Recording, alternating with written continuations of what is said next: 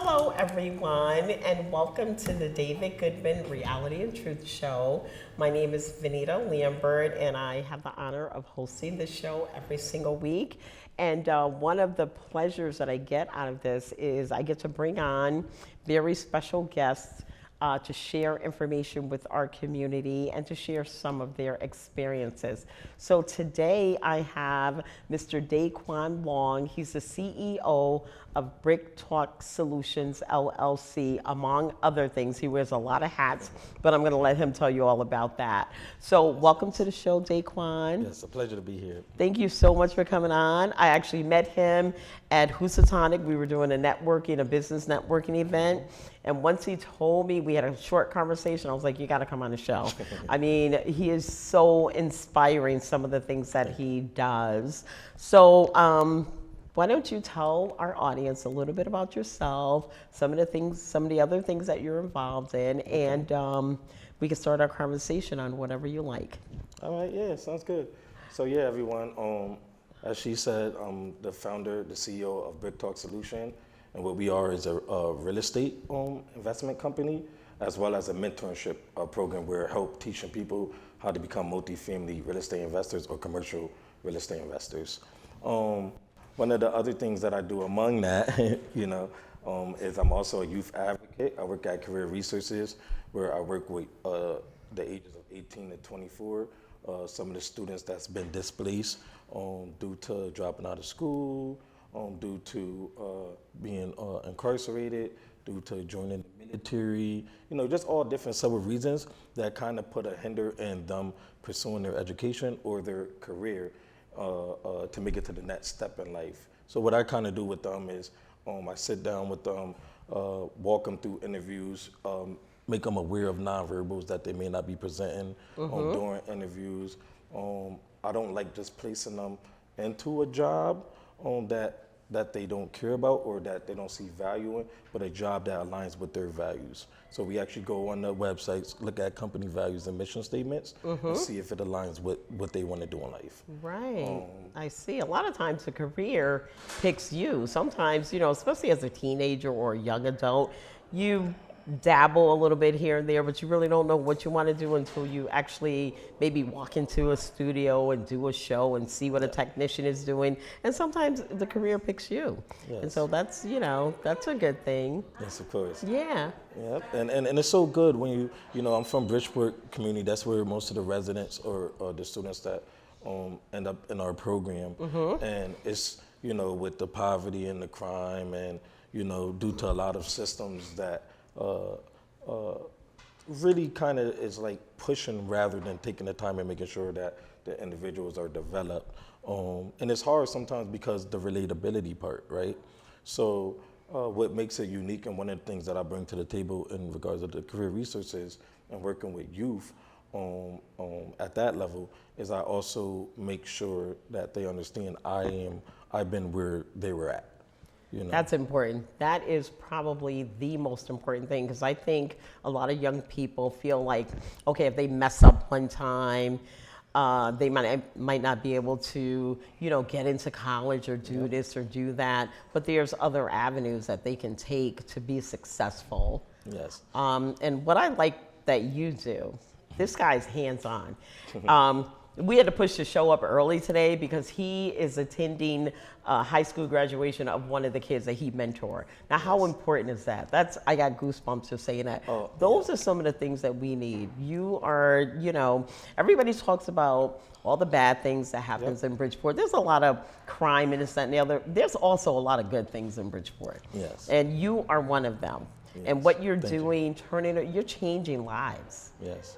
I mean, if you could change one or two lives, in a year or whatever, time you can do it, that's amazing. Yeah. God put you here for that purpose. Yes. And you're doing an amazing job. So continue. Yeah, I was going to say, I believe so. Thank you for the kind words. Just growing up in Bridgeport, like I was saying, like the relatability part, like I understand where a lot of them come from, right? So I grew up in Bridgeport on the eastern part of town, and I wasn't always this way. In 7th grade, I got expelled out of school. I came back to school. I got expelled in 8th grade. You know, I went back to school. I got expelled in 9th grade. Then when I finally went back in 10th, I dropped out. I stopped going. And then, you know, unfortunately, I started getting into selling drugs and the things that was in the environment and what I was exposed to. And I ended up getting incarcerated at 16, doing 10 years in prison. You know, wow. so a lot of the youth, and when I'm communicating with, I know what some of the stress and struggles that they're dealing with and what they're exposed to and what they're not exposed to. So I kind of like share them and show them different routes and different ways that that we would consider non-traditional, right? I tell them, Exactly. hey, you may not want a job. Okay, we understand. What about investment? Do you know about real estate? Do you know about streaming? What about, oh, you love playing video games all day? Hey, did you know this guy started off playing 2K on Twitch and now he's in this career and this is what he does. So even some of those hobbies or things that they enjoy, there are ways to make money from those ways. You know? So Absolutely. I show them that as well. IT and gaming is huge. Yep. You can make a lot of money gaming. Yes, sir. Yes, of course. And then, you know, they started picking up on other things that they didn't even know that came with it, like certain transferable skills, such as like how they communicate with certain teams and the business side of it, knowing like when the peak time where people are on live and all of these little things that transfer into other job opportunities. But you still need the basics, right? You still need the interpersonal skills. You still need to understand values and goal setting. You still need to be able to be, you know, humble, like, you know, till for criticism, right? Because I always preach, you know, anything that I say to the students, if I'm criticizing, is to correct and not to condemn. Exactly. Right? So those are some of the main things that I like to instill into the students and saying, hey, when you do get the job, if you do go the job route, even in the beginning, be the best employee someone's ever hired. You know, if you have those value systems, you're constantly want to learn, you constantly want to grow. And, you know, I had a teacher named Mr. Bosco. He said this. He said, you know, things can be simplified down to people, ideas, and things. You know, if you use ideas and things to help people, you know, you'll make more money and things will come out better. But if you use people to gain ideas and things, your life will become worse and you'll make less money. So those are the same characteristics, values, and traits that I share with the students so they can have a different way of thinking as they navigate, you know, with the different distractions that come in high school and after, you know, the girls and the guys and you know, the independency and, you know, they see. They think they know it all. Yep, they realize That's they what can't go to the I NBA. learned. Yeah. Oh, yeah, You know, oh, man. I'm in my 60s and I got like a 4-year-old trying to tell me, well, she's not even 4 yet. She's showing me that she knows more than I do. I'm like, no. So it's good that you share all that information with them. And another thing I like about you that you do is you listen to them. Yes. Because one thing I know is everybody wants to be heard. Everybody wants to be cared about. Everybody wants to be loved. And once you are able to do that, then you have their respect if you understand them and you hear them. But it's also important for them to listen as well. So it's a two-way street there. Yep. And you have the expertise. And so something you said, you were incarcerated for a few years. You said 10 years. 10 years. 2010, So from 2012. incarceration to CEO to mentorship to all these other things you haven't even listed yet because we only got 28 minutes. I mean, the sky's the limit. Yes. There are possibilities. Yep. You know, you're never ever shut down. There's always a way out. Yep. And that comes with, see, a lot of times what I learned, like even since you bring up incarceration, right? I guess it's best to explain like how I did my time so a lot of people can, you know. Utilize your time Exactly. successfully, Yeah. constructively. Exactly. Yeah. You know, where a lot of people were playing chess all day. And get it, I play chess, you know. Chess but- is good. Yeah, yeah. But it's just like working out, and it's just like anything else. It has to be a balance. So if you spend most of your time, you know, in entertainment, because that is more so entertaining rather than studying and preparing. Because I kind of kept it simple, you know. I just said, okay, I want books on people that was in prison and got out and became successful. and I was just reading and trying to find out exactly what they did. And then I also read books on, I remember reading this book, Wealth Without Risk, and a few other people that were successful in real estate and business and things like that. And they had some of the same attributes and the same skill sets, and they talked about the same subjects. So I just kept studying those subjects with the hope that if I just fake it, rehearse it so much that when I was released, I would just get through it. You know, and it was It good, worked. you know. Look at you, it but worked. as well as with support. You know, I always talk about this concept. I think the owner of the Mavericks, Cuban, Mark Cuban. Mark, yeah. Yeah, one of the owners. He said it on Shark Tank, but I read it somewhere prior than that. But I seen him say it. I'm like, oh, all right, he knows it too. But he said he posed this question with businesses, but I also pose it with the students and everyone I meet with. Would you rather own 20% of a grape or 100% of a watermelon, right? So with that grape, you can do everything by yourself. Yes, you could be a self-made millionaire. Yes, you can independently do certain things, but you can only get but so much done, and you can only get but so large because your hands is in everything. Your time is in everything. But when you build a team, a supporting team, right? And even think about, a lot of people use Rick Ross as an example of being a self-made millionaire because he always talk about self-made, right? But even him, he's a CEO, he has a COO, he has a CFO, he has a head of marketing, he has all of these people at that table. That's right. That allows him to grow. So I copied the same thing. You know, when I was in prison, you know, I had my mentor, Dr. Kenneth Jackson. I had my other mentor, which has been in the community, in the reentry community, for about 25 to 30 years strong, and throughout CT and throughout the nation. Then I also have another mentor who is Frederick Hodges, who I seen him when he was released out of prison from an electrician to a councilman in Bridgeport, Connecticut now. And then I also have another mentor, Dai McKnight, who, you know, since I was young, he was in the community trying to help out the youth. And all of these guys were incarcerated for a long amount of time. Wow, and so, you wouldn't know it. Yeah, you know, you wouldn't know it till where Unless they're they at. tell you. Exactly. Like when I met you, that was the last thing from my mind. Yep, and then I recognized, and I just was emulating a lot of what they were doing. You know, he's in Housatonic helping people that was formerly incarcerated get degrees and certification. So I had all of these powerhouse people because I reached out. You know, the community, the support is out there, but a lot of people don't take the time. They just want it easy. They just want to get a paper of employers that's hiring felons, or go to the groups and see what you got from me, what you got from me, what you got from me, rather than saying, hey, I know you were incarcerated before. Hey, what did you do?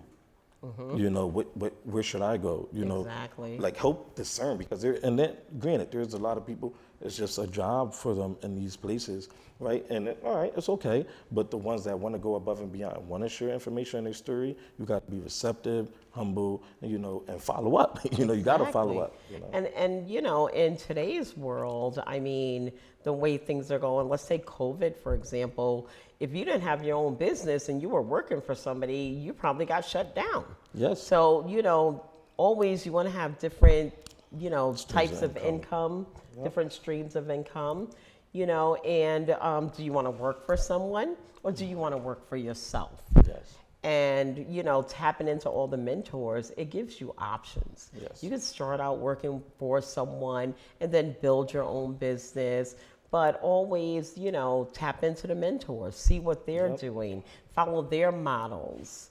And it's cool that you say that, right? Because I always talk about speeding up the time. So when I read a book on someone's life or what they do with their business or what they're trying to convey, you get to speed up the time and not make those mistakes. Exactly. So when you're saying like these multiple streams of incomes and working jobs, yes, like I encourage people, if you want to be a business owner, you should still, for the most part, have some good employment or managerial experience, because 85% of business, or 80% I believe now, of businesses fail because of lack of management. So what does that mean? Communication, getting people to do things, getting people to want to do things. Exactly. You know, and the employment part, you know, I always had that goal, like I share with the students, to be the best employee someone's ever hired. So when my first job ever, you know, I remember going in the interview, I was going for a part-time job at Savers in Orange, Connecticut. And when I was in the interview, I was giving up so much information that it felt like I was interviewing the interviewee. And the district manager happened to come, like, we're just walking in the office, and when the district manager overheard person my interview, they said, I was walking out the door, the store manager come. I never seen the store manager. I just seen the interview manager, and then I seen the district manager. And the store manager come running out and was like, hey, Daquan.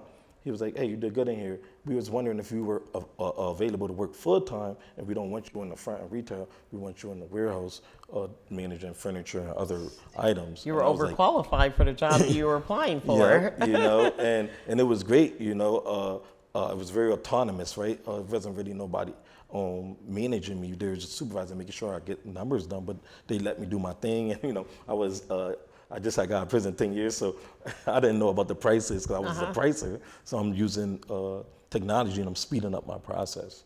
And I want to share that because there's a lot of people who sell themselves short, like you were just saying, they're overqualified because you believe you don't got the job. But if you build skills, doesn't matter if it was through job, whether it's through school, whether it's through parenting, if you have skills that's transferable, they'll apply anywhere. And leadership skills are very, very important.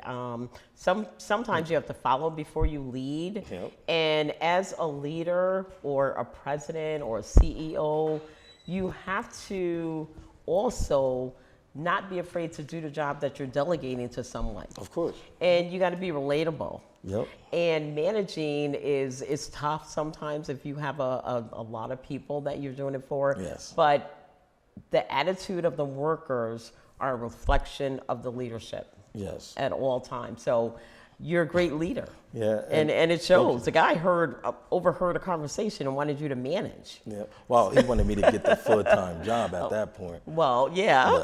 But that you bring up management, right? Exactly. So my second job, shout out to Soda Cuba Cafe. I'm not sure if you've been there. The flagship location was originally downtown New Haven.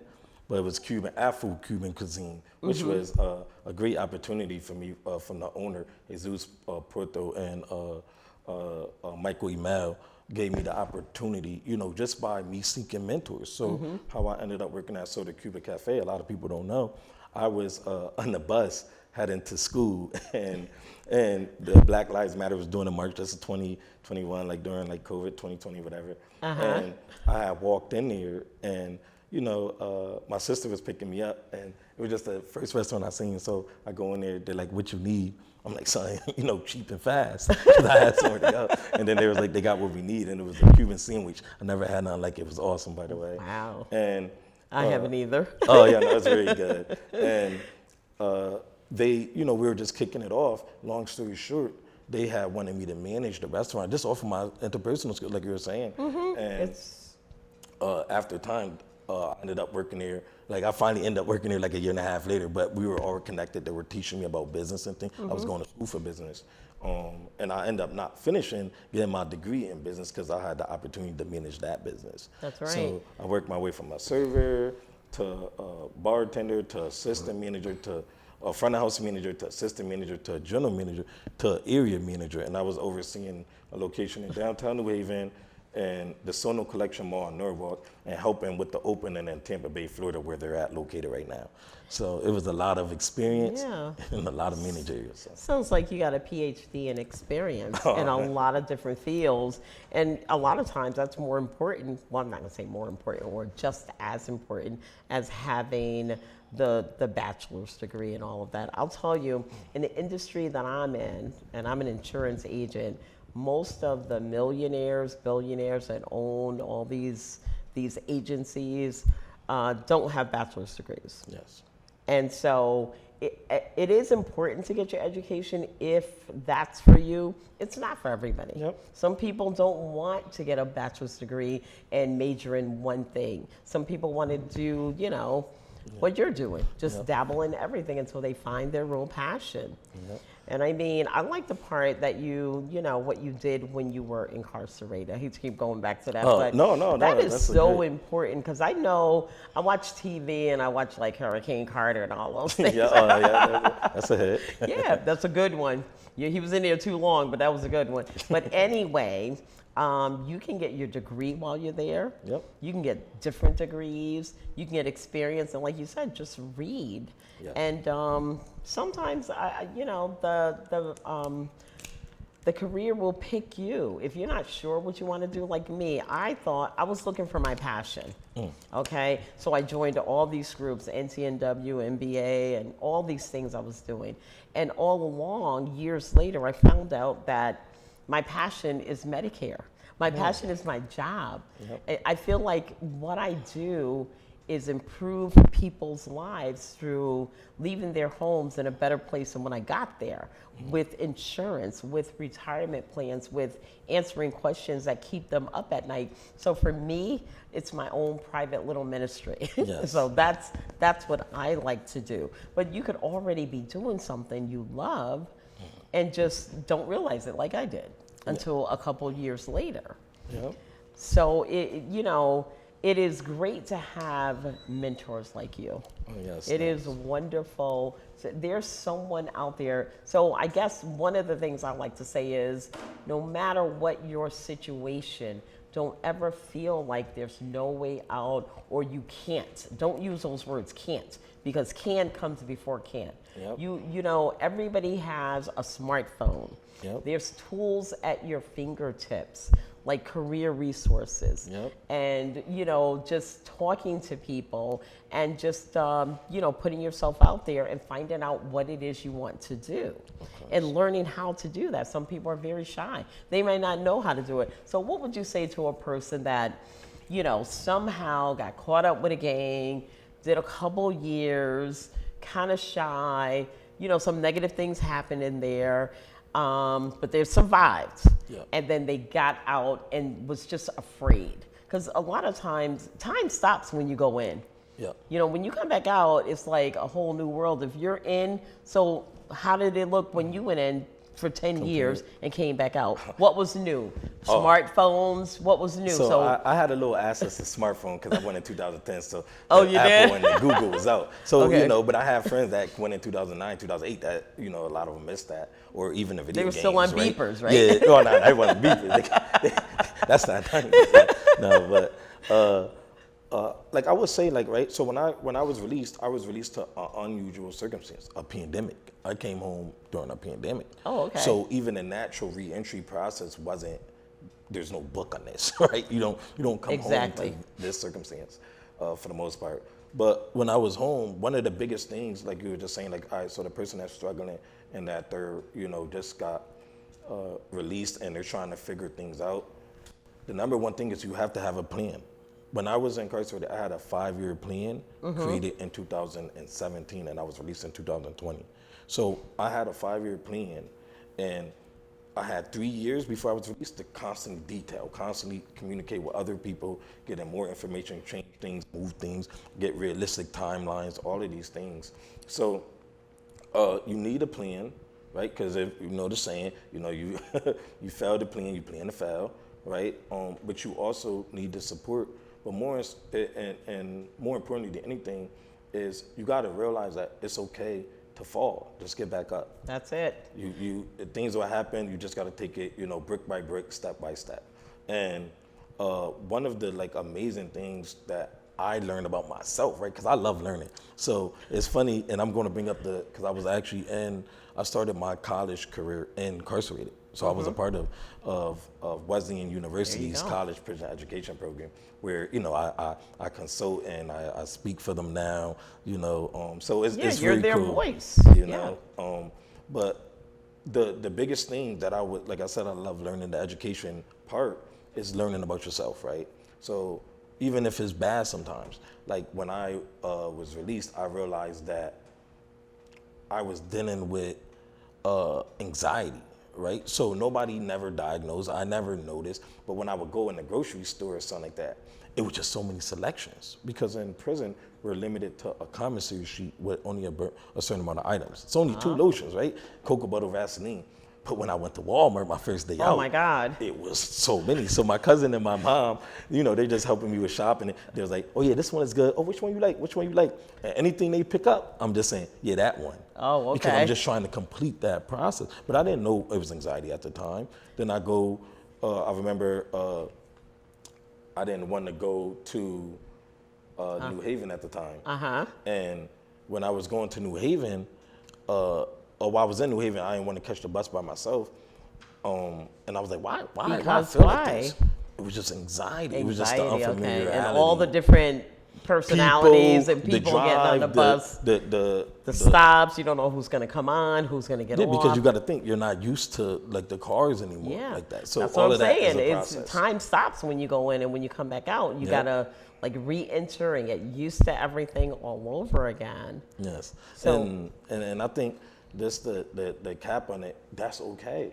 Like it's okay if you're dealing with things that people are unaware of, right? You just have to share it. So I'll take these same stories. So one of the other things I know we're getting short on time is I also teach financial literacies in halfway houses where I go in and teach people about me and Dr. Kenneth Jackson. We created a whole financial healing program. We switched the word literacy to healing because there's a lot of people who are traumatized from financial things, haves and haves nots, as they were young and had to grow up, right? So we make sure that we are addressing everything, right? So like there's trauma behind only having food at the first of the month and the end of the month. There's trauma having dirty sneakers on the first day of school. That's how I grew up. know? I understand. So wow, yeah. When you teach those guys, you ought to bring me. Yeah. Yo, you'd be Financial surprised expert how many too. times we're going to different organizations, and those organizations are trying to, like the staff is getting, the staff wants it, and it's dope, There's not a lot of information out there. So I think basically, and we got about 2 minutes left, so I'm Yes. going to give that to you. But I just want to say, no matter what your situation, it's okay not to be okay. Yes. It's all right. Because, none of us are perfect. None of us are even close to perfect. But it's okay. There is help out there for you. So we have 1 minute left. Don't the time go by fast? I can sit here and talk for hours. Yeah, I So know. what We would you haven't like to scratched leave the our surface. audience with? So if somebody needed help, can they reach out, go on your website? Tell us what to do. Yes. So in regards of what the main thing is that we didn't really get the address of Brick Talk Solutions and what we do as a company. The real estate investment, right, is the one thing that allowed me to be financially free, right? Because when I purchased my first multifamily home, I was able to rent out the first 2 units and live in the third unit for free. So I was able to address my biggest expense. So therefore, now I'm not limited. Now I have the time to make decisions to find a better opportunity for me and to be able to build my business. So I always promote, get real estate, a multifamily property, single family, whatever, but get some type of land that you can make money off of and reduce your expenses.